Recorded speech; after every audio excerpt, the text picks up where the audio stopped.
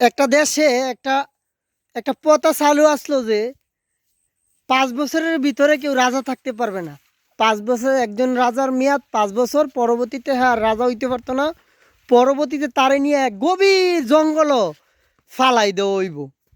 এরকম করতে করতে গভীর জঙ্গল ফালাই দিলে হ্যাঁ রাজ বুড়বুড়ে 5 বছর খানি দানি বুক বিলাস সব কিছু করে লায়। গভীর জঙ্গলে যখন ফালাই দিয়ে পরে তারে ফালাই দিয়ে আইলে পরে মনে করেন জঙ্গলের হিংস্র পানি তারে খাইয়ে লায়। 5 বছরই একজন রাজার জীবন শেষ। লটারির মাধ্যমে এই দেশে রাজা তৈরি হইতো।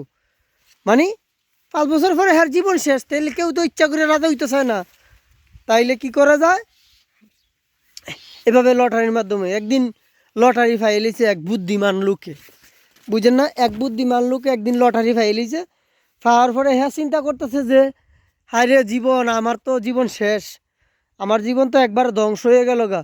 5 বছর মেয়াদ মাত্র, 5 বছর তো দেখতে দেখতে যাইব গা। এই জঙ্গলের ভিতরে যদি আমার সাইরা দিয়ায় তে তো আমার জীবন শেষ, বউ বাচ্চা আত্মীয় স্বজন।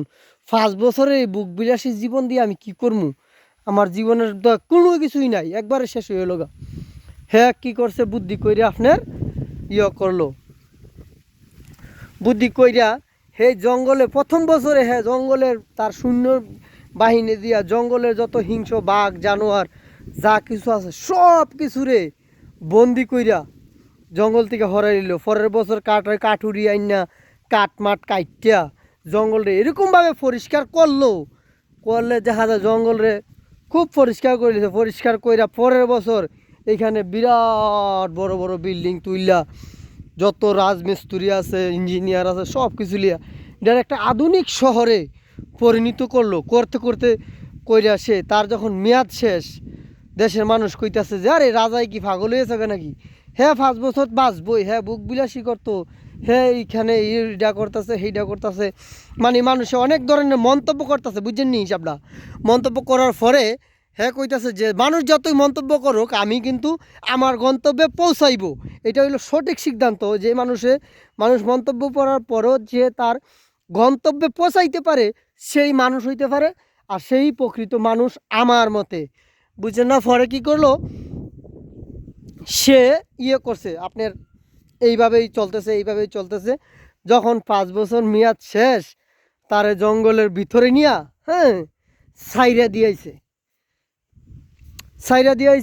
সৈন্যরা দেখে এখানে কোনো জঙ্গল নাই, দেশের মানুষ দেখে কোনো জঙ্গল নাই, এখানে বিরাট বড় অট্টালিকা হইয়া শহরে মানুষের ঘনবসতি পরিণত হয়েছে গা।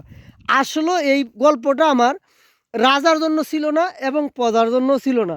এই গল্পটা হচ্ছে আপনার আমার জীবনের কিছু অংশ। দেখেন কিছু অংশ কেন বলছি, যে আমরা এই দুনিয়াতে যত ভালো কাজ করব তাইলে আমরা কবরের জিন্দিগিতে তারপরে হাসরের জিন্দিগিতে আমরা ভালো থাকবো ইনশাল্লাহ, সুস্থ থাকবো।